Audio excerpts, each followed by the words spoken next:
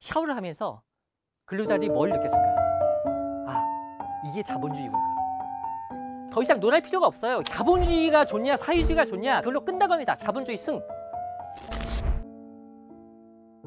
전쟁 시에 대한민국을 점령해서 북한 영역에 편입해야 된다. 진보 정부의 포용 정책, 보수 정부의 압박 정책. 우리가 20, 30년 동안 지금 뭘 한 겁니까? 돌고 돌아서 지금 제자리에 와 있습니다. 소프트 랜딩 통일이 가능하겠냐는 거죠. 들을수록 똑똑해지는 지식 뉴스! 지금 보면 김정은이 84년생이니까 이제 만 40세가 됐습니다. 근데 이제 키 170 정도에 몸무게 140kg 정도로 보고 있거든요. 굉장히 뚱뚱하잖아요.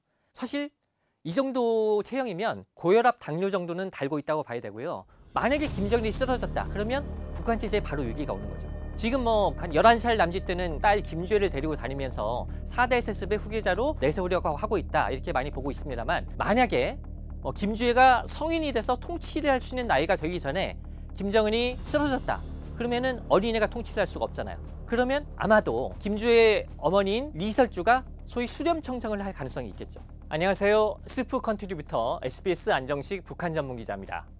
근데 그럴 경우에 그동안 막강한 권력을 행사해왔던 김여정이 가만히 그 상황을 보고 있을 거냐, 소위 리설주와 김여정의 권력 투쟁, 이런 가능성도 생각해 볼 수가 있습니다. 신우이 옳게 간의 싸움이죠. 그렇게 점점 균열이 심화되면서 북한 체제의 붕괴로 갈 가능성이 있고요. 그런 돌발 상황이 아니라 김정은이 상당히 오랫동안 살고, 즉 자기의 자녀에게, 김주혜든 다른 자녀에게 안정적으로 권력을 물려줬다고 하더라도 이 체제가 4대 세습, 5대 세습, 6대 세습 계속 갈 수 있을 것이냐, 여기에 대해서는 의문점이 있습니다. 왜냐하면 이 세습에 의한 권력 승계라는 건 한정된 자녀들의 풀 안에서 후임자를 고르는 거잖아요. 즉 뭔가 자녀 중에서 후임자를 정해서 권력자로 내세웠는데 국가를 이끌어갈 역량이 안 된다라면 그 자체가 또 위기가 되는 겁니다. 김일성 광조가 언젠가는 붕괴된다고 하면 반드시 통일의 길로 가는 건 아니지만, 어쨌든 지금처럼 김일성 광조가 건재해서 남북 간의 이 대치가 강고하게 유지되고 있는 거에 비해서는 통일의 길이 열리는 거죠. 근데 이제 이 경우에 이루어지는 통일은 하드랜딩 통일, 즉 북한의 변화에 의해서 갑작스럽게 이루어지는 통일일 가능성이 높습니다. 김정일이 죽었을 때 한 번의 기회가 있었다고 생각이 드는데, 그러니까 이제 북한의 최고 지도자가 죽었을 때 하드랜딩 통일의 가능성이 생긴다는 건 후계 체제가 제대로 안 됐을 때 얘기입니다. 북한 내부에 균열이 생기거나 이런 걸로 인해서 후계자가 제대로 마련되지 않았을 때 그런 격변의 가능성이 생기는 거고요. 만약에 김정은의 경우에도 정말 김주혜가 한 20살, 30살 될 때까지 살아서 안정적으로 김주혜에게 후계 체제가 가고 김주혜가 국가를 경영할 정도의 능력을 충분히 보여준다라면 하드랜딩 통일의 가능성이 생기진 않겠죠. 그러면 그 다음번에 또 북한 내부에 권력 균열이 생길 가능성을 봐야 되는 거죠. 그러면 당시에 김정일 다음에 김정은의 후계 구도는 상당히 좀 튼튼했었는데 지금 김정은 다음의 후계 구도는 아직은 되게 좀 불확실하다, 이렇게 볼 수 있는 거예요. 그 부분은 아직 딱 풀어지게 말하기는 어려워요. 사실은 김일성에서 김정일로 넘어갈 때는 후계 체제가 확실했었죠. 왜냐하면 김정일이 북한에서 김일성의 후계자로 정해졌다고 보는 시기가 1974년 노동당 5기 8차 전원회의로 보는데, 74년에 후계자로 정해지고 나서도 김일성이 94년에 죽었으니까 20년 동안 후계 준비를 한 거잖아요. 그래서 김일성에서 김정일로 넘어간 건 상당히 안정적으로 갔어요. 근데 김정일은 2008년에 뇌졸중으로 쓰러지기 전까지도 나 건강하니까 내가 좀 더 할 수 있을 것 같아, 후계 체제에 대해서 논의하지 마, 이랬었거든요. 그러다가 갑자기 쓰러지고 나니까 그 바로 다음해인 2009년 1월 정도에 김정은을 후계자로 정했다는 게 정설인데, 김정은이 갑작스럽게 후계자로 정해진 거예요. 그리고 김정은이 84년생이니까 2009년도에 후계자로 정해졌다고 하면 몇 살입니까? 25살이죠. 만 25살에 후계자로 정해졌는데 상당히 어린 나이잖아요. 그렇게 본다라면 김정은으로 가는 후계 체제는 상당히 불안정했다고 볼 수도 있는데, 어찌 보면 김정은이 의외로 권력을 장악할 능력이 있었던 거죠. 그래서 나이 든 간부들을 뭐 무자비하게 학살하게 하면서까지 북한 내에 자기 권력을 확실히 하는 능력은 갖고 있었다고 볼 수 있는 거죠. 근데 남북은 소프트 랜딩 방식의 통일이 더 바람직하지 않나요? 네, 남북이 통일하는 데 있어서 남북이 교류 협력을 점진적으로 증가시켜서 시간을 갖고 통일의 길로 가는 게 바람직하다는 데 대해서는 이견의 여지가 있을 수 없습니다. 자, 그동안의 남북 관계를 한번 되돌이켜 볼게요. 6.15 전쟁 이후에 냉전 시대 거의 교류가 없었죠. 그러다가 80년대 말에 세계적인 탈냉전 분위기 하에서 남북의 이제 교류가 비로소 재개되기 시작하는데요. 국내 정치로 따져보자면 노태우 정부 때부터 남북 교류 협력이 좀 본격화되기 시작합니다. 91년도에 남북 기본합의서라는 것도 체결이 됐고요. 근데 이제 2000년에 남북 정상회담이라는 아주 기념비적인 사건을 우리가 얘기를 하지 않을 수 없죠. 잠잘라드가 괜찮지 않습니까? 예, 형서 한번 꼭 가봤지만 옥리 가서 냉면 먹고 냉면이 저 아침 오전 회담이 좀 너무 늦다니까 좀 급하게 자신은 그 국수가 원래 맛없습니다. 그게 평양 시민들은 뭐 좀 대단히 좀 흥분 상태에 있습니다.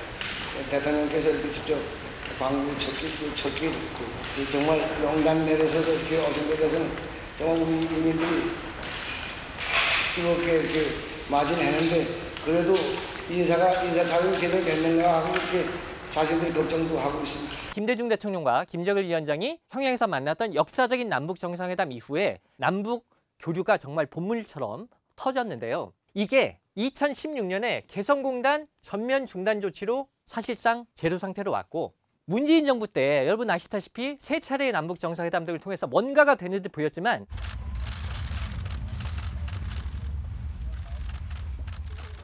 사실상 문재인 정부 때 남북 관계가 진전된 건 없었어요. 왜냐? 유엔의 대북 제재가 워낙 강고하게 있었기 때문에 사업적인 측면에서 남북 간에 진행된 건 거의 없었습니다. 지금 한 20, 30년 동안 뭐 진보 정부의 포용 정책, 보수 정부의 압박 정책, 각가지 종류의 대북 정책이 진행이 됐지만 남북 관계는 결국 돌고 돌아서 지금 제자리에 와 있습니다. 우리가 20, 30년 동안 지금 뭘 한 겁니까? 아무것도 한 게 없는 게 돼 있는 상태예요. 자, 김대중 정부에서부터 노무현 정부까지 이른바 햇볕 정책으로 네이밍이 됐던 대북 포용 정책을 지속적으로 우리가 실천을 했죠. 서쪽으로는 개성공단, 동쪽으로는 금강산 관광이 진행이 되고 있었고요. 1년에 매년 3, 40만 톤 정도의 쌀 비료 지원이 이루어졌습니다. 그리고 1년에 설, 추석 계기로 이산가족 상봉, 매년 3, 400가족씩 이산가족이 만났어요.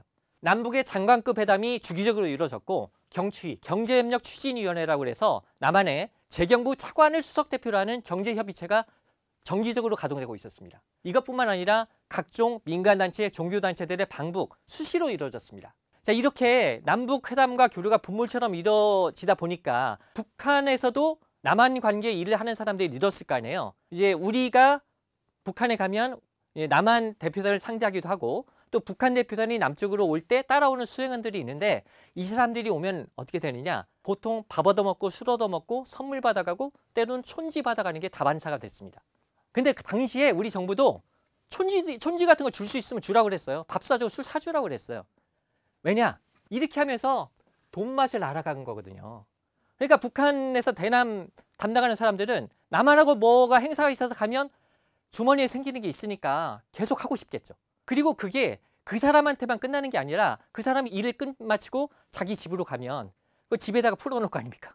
그러면 그 자본주의가 평양으로 또 평양 근교로 그 사람 가족과 이웃을 통해서 자본주의가 퍼져나가는 겁니다.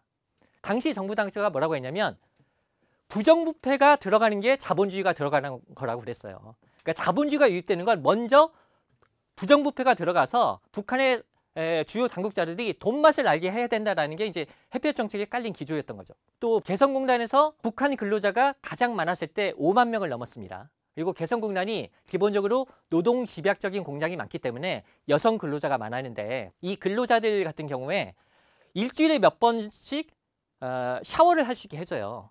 근데 이제 뭐 여름엔 뭐 그저 그렇다고 그래도 한겨울에 공단에서 뜨거운 물로 샤워를 할 수가 있고 거기에 이제 보통 남한 비누나 샴푸 같은 거 갖다 놓을 거 아닙니까? 그러면 이제 남한 샴푸로 머리를 감고 가는 거예요. 여러분 생각하시기에 뭐 겨울에 우리나라 사람들이야 뭐 목욕탕을 가든 자기 집에서든 뜨거운 물 틀어서 샤워하는 거 당연하잖아요. 그게 뭐가 대수냐 생각할지 모르지만 북한의 일반 노동자들이 한겨울에 뜨거운 물로 샤워를 할 수 있다는 건 엄청난 겁니다. 남한 샴푸 쓸 수 있다는 건 평양에서 나 좀 돈이 있어 라는 거거든요. 근데 개성공단에서 일하는 근로자들이 한겨울에 뜨거운 물로 샤워를 하면서 그 좋다는 남한 샴푸로 머리를 감고 있다. 그 샤워를 하면서 근로자들이 뭘 느꼈을까요? 아, 이게 자본주의구나. 그러니까 자본주의가 좋냐 사회주의가 좋냐 더 이상 논할 필요가 없어요. 그걸로 끝나고 합니다. 자본주의 승. 이런 게 이제 햇볕 정책의 결과였던 거죠.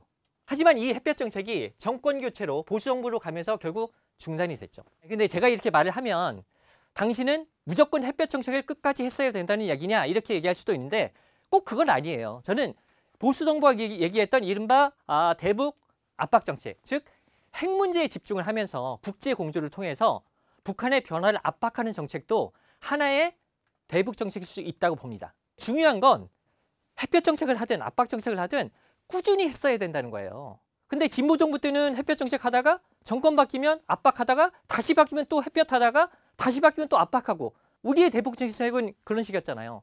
이렇게 왔다 갔다 하면 이게 북한에 효과를 미치겠습니까? 계속 북한의 내성만 키우는 거죠. 이렇게 되다 보니까 우리의 대북 정책으로 북한을 변화시켜서 소프트 랜딩 통일로 간다는 것 자체가 굉장히 어려워진 겁니다. 우리 대북 정책이 실패한 원인 중에는 북한 쪽 원인도 있지 않을까요? 예, 그렇습니다. 북한 쪽에도 중요한 원인이 있습니다. 자, 북한이라는 체제가 어떤 체제냐? 김일성 일가가 신처럼 떠받들어지는 체제입니다. 김일성, 김정일, 김정은 거의 북한에서 신이죠. 극단적인 우상화가 돼 있는 체제이기 때문에 외부 정보가 들어오면 체제가 유지가 될 수가 없어요. 외부 정보가 들어오면 김일성 일가의 허구가 드러나니까 그래서 북한이 기를 쓰고 외부 정보를 차단하려고 하는 거죠. 그러니까 이런 체제이다 보니까 북한은 기본적으로 개혁 개방, 그중에서도 개방을 하기는 어렵습니다. 그렇다면 이런 상황에서 우리가 아무리 대북 정책으로 북한을 변화시키려고 해도 북한의 변화에 한계가 있다는 것이죠. 만약 북한이 그래도 외부 정보를 어느 정도 받아들이고 개혁 개방이 가능한 체제가 되려면 김일성 일가가 지금 가지고 있는 절대적인 기득권을 조금 내려놓아야 합니다. 그런데 이제 지금 상황으로 봐서는 김정은이 그럴 생각이 없어 보인단 말이죠. 그렇기 때문에 이 북한 체제의 경직성이 계속되는 한 북한의 변화에는 한계가 명확하고 소프트 랜딩 통일 방식으로 통일되기는 역시 쉽지 않다라는 생각을 하게 되는 겁니다. 남한은 여야 간의 정권이 교체될 때마다 대북 정책이 널뛰기 하듯이 바뀌고 있다고 했잖아요. 근데 앞으로 상황이 좀 바뀔 것 같습니까? 지금도 마찬가지죠. 지금 야당이 정권 잡으면 대북 정책 180도로 바뀔 거다라는 건 누구나 짐작할 수 있는 거 아닙니까? 남한의 정치적인 분열, 적대적인 진영 간의 분열은 계속되고 있고 이런 상황에서는 앞으로도 상당 기간 동안 대북 정책이 널뛰기 하듯이 바뀌는 상황 계속될 겁니다. 자, 북한의 상황 바뀔 수 있을까요? 북한도 지금 상황을 보면 자기 체제 유지하기 위해서 별 희한한 짓을 다 하는데 김정은이 자신의 기득권을 조금 내려놓고 개혁 개방으로 나온다. 좀 상상하기 어렵죠. 이런 것들을 우리가 종합적으로 본다라면 앞으로도 우리가 대북 정책으로 북한을 변화시켜서 소프트 랜딩 통일을 이루기는 어려워 보인다는 겁니다. 자, 여기서 제가 이런 말씀을 드리고 싶어요. 바람직한 것이 꼭 현실이 되는 것은 아니라는 겁니다. 근데 이 현실은 때로는 내가 원하지 않는 쓰디쓴 것이 될 수도 있어요. 소프트 랜딩 통일이 바람직하다는 거 누구나 인정하죠. 하지만 지금 남북의 현실로 볼 때 소프트 랜딩 통일이 가능하겠냐는 거죠. 저는 가능하지 않을 거라고 봅니다. 오히려 현실성이 있는 건 김일성 왕조가 붕괴함으로써 생기는 하드 랜딩 통일, 즉 남북이 갑작스럽게 통일이 되는 하드 랜딩 통일의 가능성이 훨씬 높아 보인다는 것이고요. 그래서 여러분에게 하나의 화두를 제시합니다. 우리는 과연 하드 랜딩 통일의 가능성에 대비하고 있는가? 라는 화두를 제시하는 것으로 이번 교양일을 부탁해는 마치고요. 다음 편에서 이 하드 랜딩 통일이 어떻게 진행될 것인지에 대해서 보다 구체적인 말씀 드리도록 하겠습니다. 오늘 교양일을 부탁해는 여기까지였습니다. 김정은 체제가 무너졌다고 할 경우에 다음 권력은 누가 잡게 될까요? 사람들이 내가 왜 저 사람한테 충성을 해야 돼? 이런 생각이 들겠죠? 남북의 경제력 차이 2022년 기준으로 남한 GDP가 북한 GDP의 59배나 됩니다. 그 1대1로 만들어야 되는 거 아니야? 남북한을 한시적으로 분리할 필요가 있어 보입니다. 대한민국 전체가 굉장히 헤맬 가능성이 높아요.